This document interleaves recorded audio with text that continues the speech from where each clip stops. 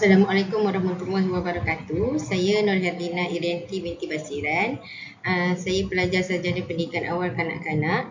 Saya juga adalah seorang pendidik, iaitu guru prasekolah pendidikan khas di sebuah sekolah di Tanjung Malim. Okey, kita akan teruskan dengan topik kita pada hari ini, iaitu pendidikan inklusif dan cabaran kepada ibu bapa serta cara mengatasinya. Kita pergi kepada topik cabaran ibu bapa. Kita dapat 4 cabaran yang saya gariskan di sini. Yang pertama, kurang kesedaran. Yang kedua adalah pemikiran skeptikal. Yang ketiga, sikap ibu bapa itu sendiri. Dan yang keempat adalah kurang penglibatan. Kita pergi kepada cabaran yang pertama, kurang kesedaran ibu bapa. Kenapa dikatakan ibu bapa ini kurang kesedaran? Okay, yang pertama, sebab ibu bapa itu sendiri tidak didedahkan dengan maklumat yang tepat. Ramai ibu bapa tidak tahu bagaimana cara pendidikan inklusif ni diimplementasikan. Okey, perkara ni sebenarnya turut berlaku dalam kalangan ibu bapa yang anak-anak mereka berada di program pendidikan khas integrasi. Sebab sebenarnya kalau mengikut data di Malaysia tidak ramai murid yang diinklusifkan. Data inklusif murid pendidikan khas di Malaysia adalah sangat rendah. Okey, kenapa jadi begitu? Ini mungkin disebabkan oleh banyak faktor lah. Antaranya ibu bapa itu sendiri, guru-guru dan juga masalah pada murid itu sendiri, sukar untuk diinklusifkan. Okey, kita berbalik kepada kurang kesedaran ibu bapa tadi. Kurang kesedaran ibu bapa ni juga wujud disebabkan kurang pendedahan tentang kejayaan murid-murid inklusif itu sendiri. Sedangkan sebenarnya ramai murid-murid pendidikan khas yang diinklusifkan survive di aliran perdana. Ibu bapa juga tidak cakna kebolehan sebenar anak-anak. Yang ini di mana pada mereka bila anak mereka didiagnos sebagai murid berkeperluan khas dan ditempatkan di program pendidikan khas integrasi, mereka lebih memikirkan untuk anak-anak itu dapat melalui proses akademik untuk pengurusan diri, untuk kemahiran-kemahiran yang tertentu, sedangkan ada anak-anak pendidikan khas ini sangat high function. Mereka sebenarnya walaupun mungkin tidak sama level, tapi kemahiran yang diorang ada, mereka punya tahap kognitif boleh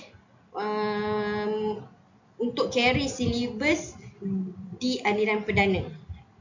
Tapi disebabkan kurang keyakinan ibu bapa ni dia rasa macam tak perlulah untuk anak saya sampai ke sana, nanti banyak masalah-masalah lain yang akan timbul selepas itu. Okey, kita pergi kepada yang kedua, iaitu pemikiran skeptikal ibu bapa.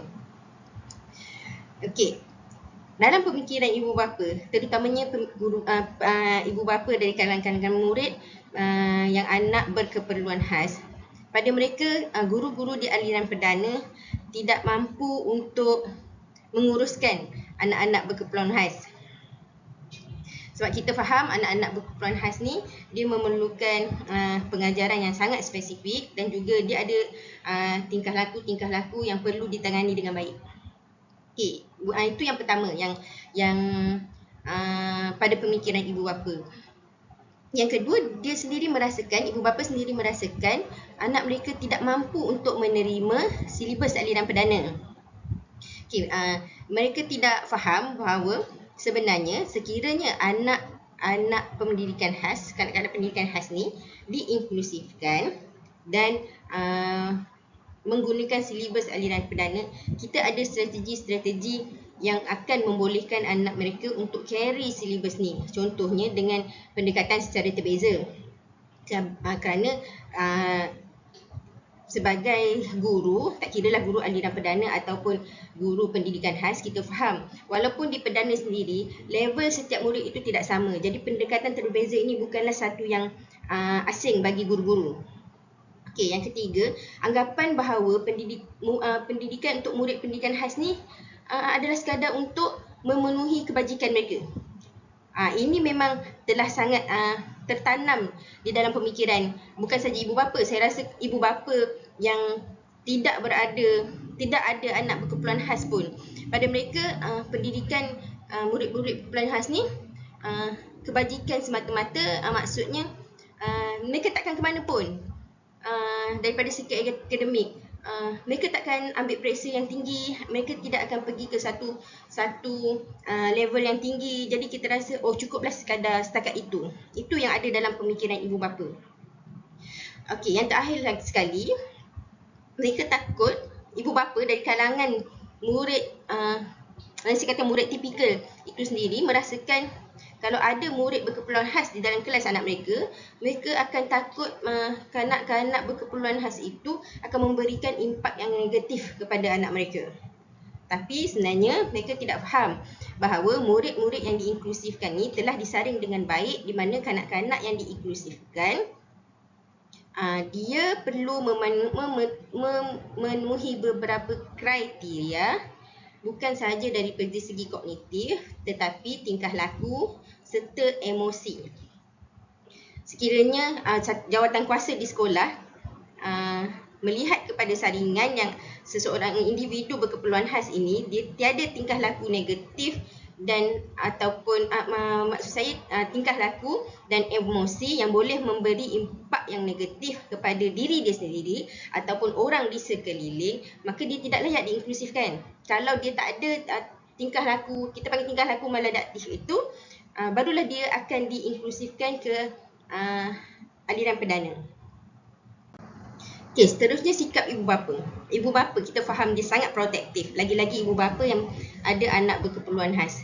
Dia takut keselamatan anak-anak tidak terjamin. Tapi insya-Allah melalui pengalaman saya sendiri, anak-anak yang diinklusifkan di aliran perdana setakat ini survive dengan baik. Mereka juga, okey, yang kedua, topik yang kedua, tak nak menekan anak untuk berdikari lebih sebab takut anak itu tantrum. Ini memang perkara biasa. Setengah-setengah murid berkeperluan khas, dia ada rutin-rutin yang perlu diikuti. Sekiranya rutin itu lari daripada kebiasaan, mereka akan mula ada tingkah laku dan mula tantrum ataupun meltdown. Itu perkara biasa. Mungkin itu adalah salah satu sebab kenapa ibu bapa tidak mahu menekan anak-anak untuk pergi lebih jauh,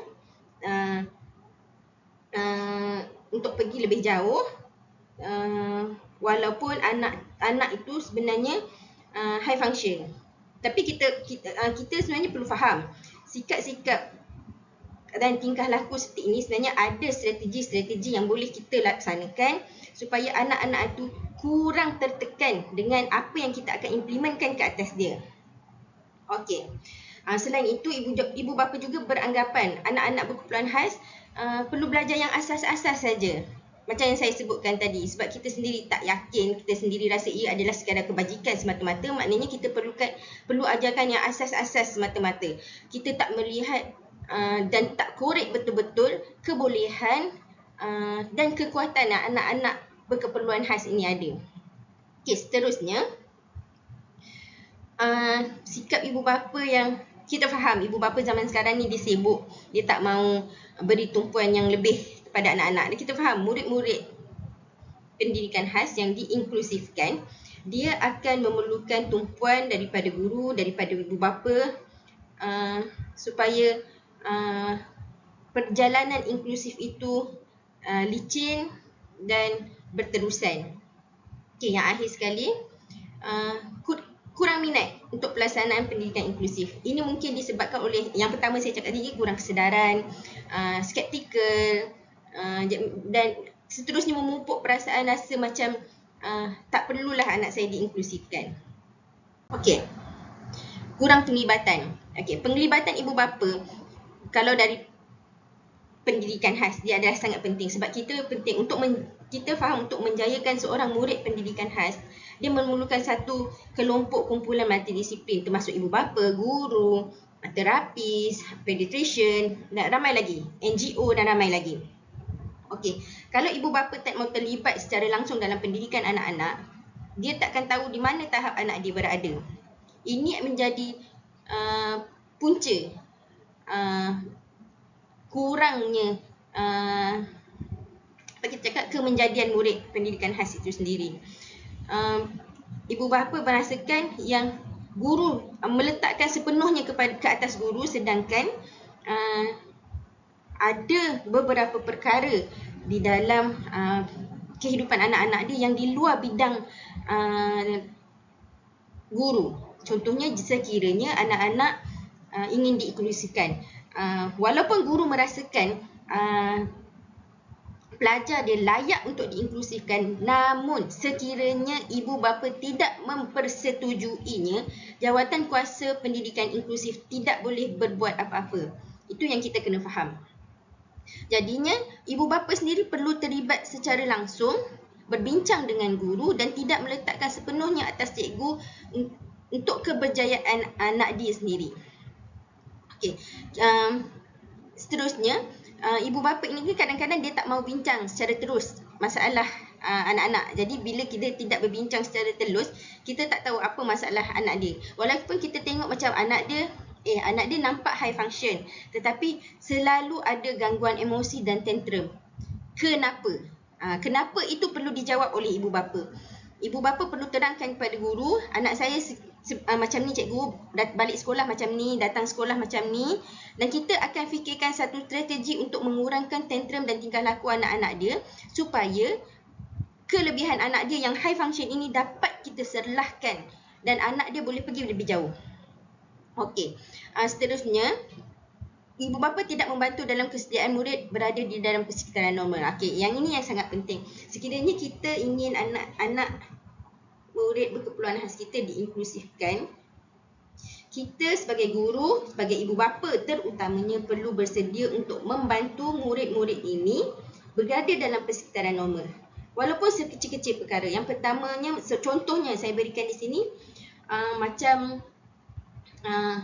barang-barang perkakasan sekolah. Kita tahu anak kita yang berkeperluan khas selalunya dia kurang boleh arrange barang-barang dia sendiri. Jadi kita sebagai ibu bapa, kita perlu sediakan. Kita perlu bagi tahu dan ajar anak, ini pensel. Pensel kita ambil dalam bekas pensel dan lepas digunakan, masuk semula dan simpan dalam beg. Tunjukkan macam tu. Jadinya murid-murid ni akan lebih bersedia. Dia tahu bila dia masuk ke kelas yang penuh dengan kawan-kawan yang sangat tipikal, dia akan tidak rasa terlampau canggung dan jarak dengan kawan-kawan yang lain.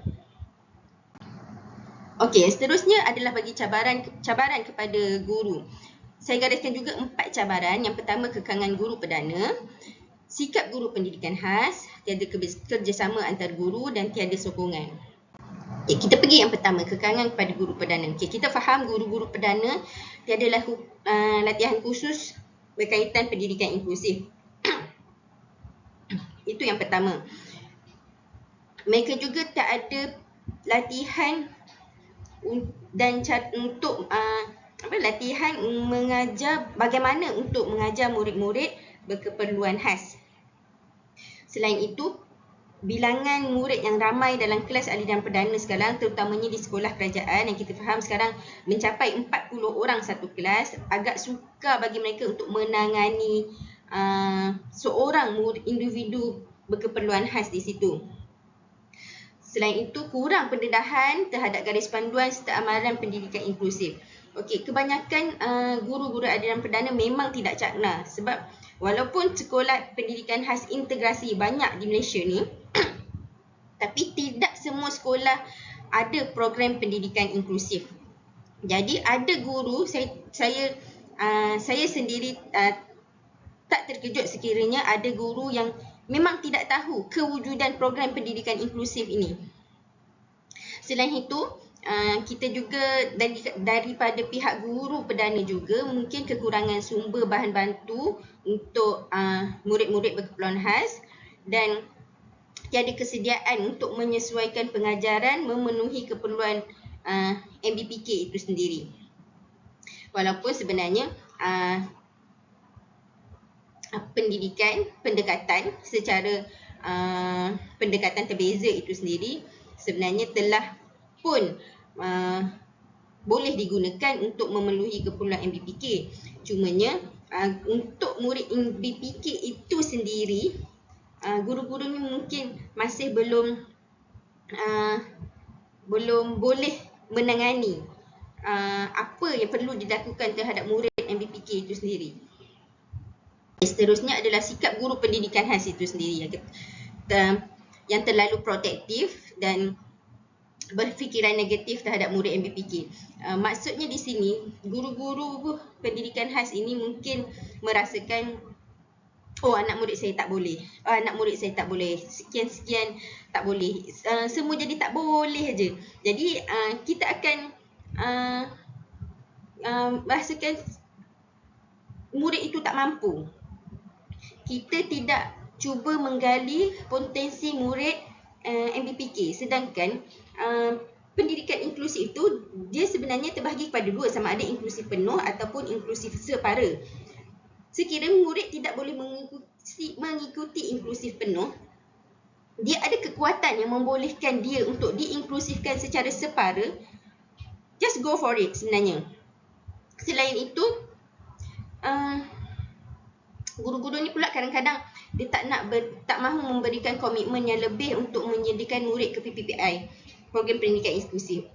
Okey, untuk makluman semua, untuk kita pergi ke program pendidikan inklusif ni sebenarnya banyak dia punya prosedur yang kita kena ikut.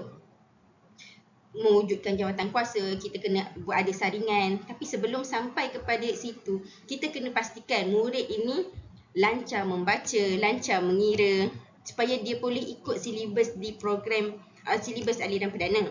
Itu yang penting. Jadi komitmen yang harus kita berikan adalah satu komitmen yang sangat tinggi. Kita kadang-kadang juga guru-guru bersikap sambil lewa terhadap kemampuan murid, dan kita tidak merancang strategi yang baik untuk murid MBPK.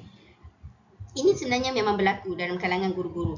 Kita sambil lewa dan tidak merancang dengan baik. Walhal sebenarnya banyak potensi murid yang kita boleh korek, yang kita boleh keluarkan supaya anak murid kita pergi jauh. Okey, seterusnya tiada kerjasama antara guru. Maksudnya di sini kerjasama antara guru PPKI dan guru perdana itu sendiri. Dia tak ada kolaborasi. Kalau murid berkeperluan khas berada di aliran perdana, murid inklusif, banyak benda yang perlu dikolaborasikan. Maknanya jika ada kolaborasi itu, kita memudahkan urusan guru-guru aliran perdana. Contohnya, kita boleh tunjuk RPI murid, kita boleh ajar kepada guru perdana macam mana untuk membentuk satu rancangan pendidikan individu yang baik, supaya guru di aliran pertama dia ada aim, objektif dan target untuk murid yang diinklusifkan. Yang kedua, skeptikal dengan bidang tugas masing-masing. Yang ini apa yang saya maksud ialah guru perdana cakap guru pendidikan khas tak banyak kerja, guru pendidikan khas pula kata guru perdana tak banyak kerja. Jadi kita skeptikal dengan tugas masing-masing, sedangkan kita ada bidang tugas kita sendiri dan kita ada KPI kita sendiri untuk kita capai. Tak kiralah guru aliran perdana ataupun guru pendidikan khas, kedua-duanya ada bidang tugas masing-masing yang sangat berat, yang kedua-duanya melibatkan potensi murid-murid. Yang ketiga, tidak bersemuka untuk membincangkan isu murid PPPI. Yang ini pun adalah salah satu faktor di mana sekiranya anak murid kita dicalonkan untuk PPPI, sebenarnya kita perlu, sebagai seorang guru pendidikan khas, kita perlu pergi bersemuka dan berbincang dengan guru-guru yang mungkin terlibat dengan kelas murid yang diinklusifkan itu.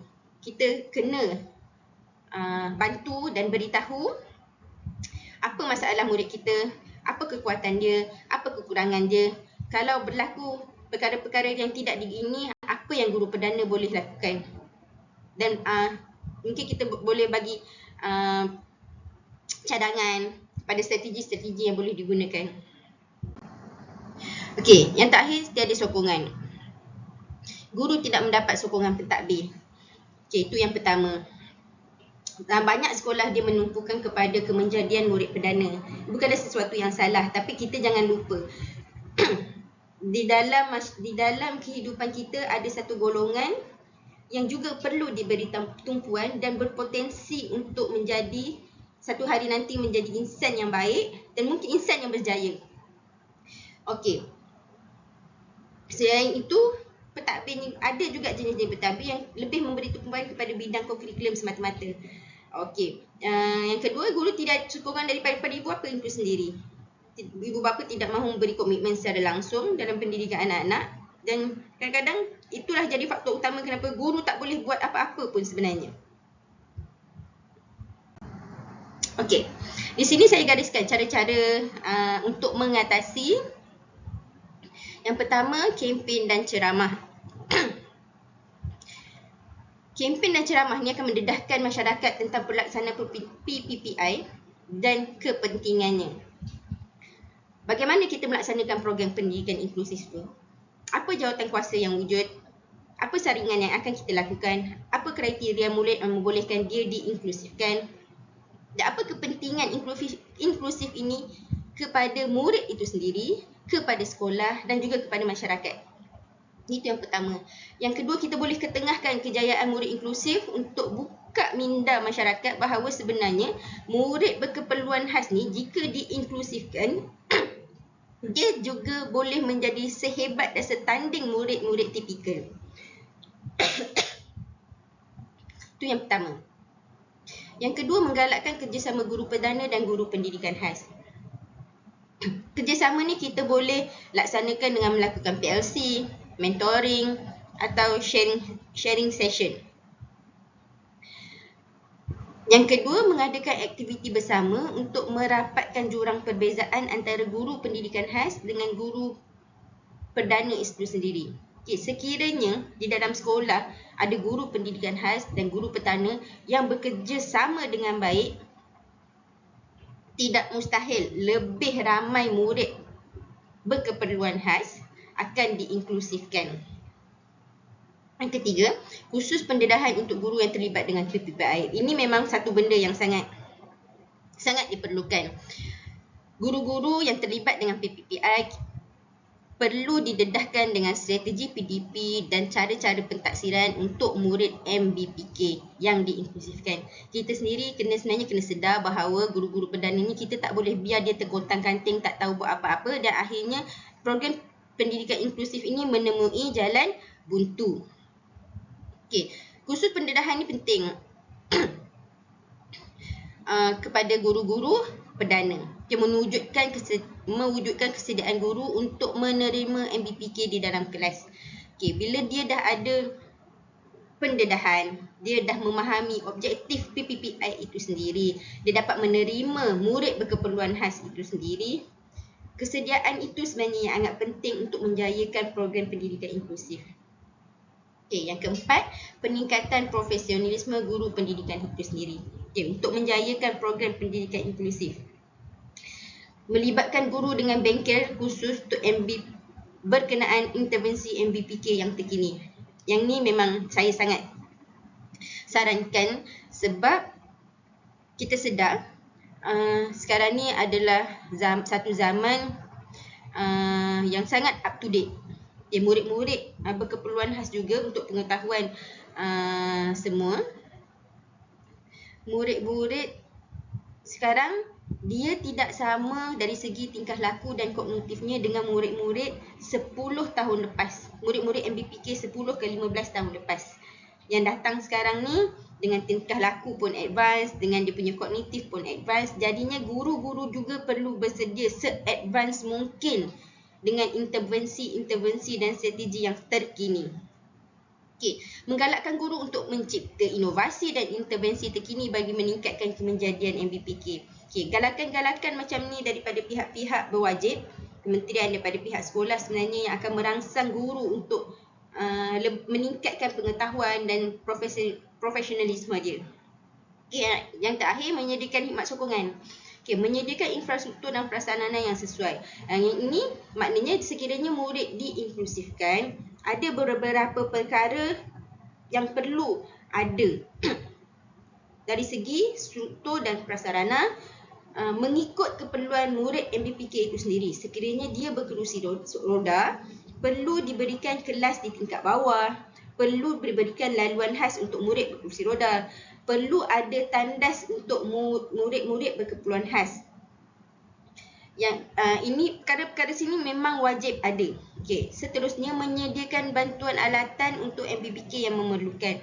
Bantuan alatan ini saya maksudkan sekiranya macam budak disleksia, dia memerlukan teks yang besar. Jadi perlu sediakan printer yang membolehkan guru-guru untuk print out teks yang besar, supaya kita sediakan sokongan dan bantuan untuk murid itu sendiri. Barulah boleh berlaku kejayaan program pendidikan inklusif ini. Yang seterusnya, kerjasama dengan NGO dan agensi luar. Maksudnya sekarang banyak NGO yang berkaitan dengan murid berkeperluan khas. Kita ada NASUM, kita ada Permata dan macam-macam lagi. Kumpulan-kumpulan sokongan ni sebenarnya boleh membantu murid, guru dan ibu bapa di sekolah. Tak salah pun sebenarnya. NGO, sekolah, ibu bapa, kita sama-sama bergabung, kita sama-sama berkongsi idea, kita sama-sama saling membantu sebab matlamat kita sama untuk menjayakan seorang individu berkeperluan khas.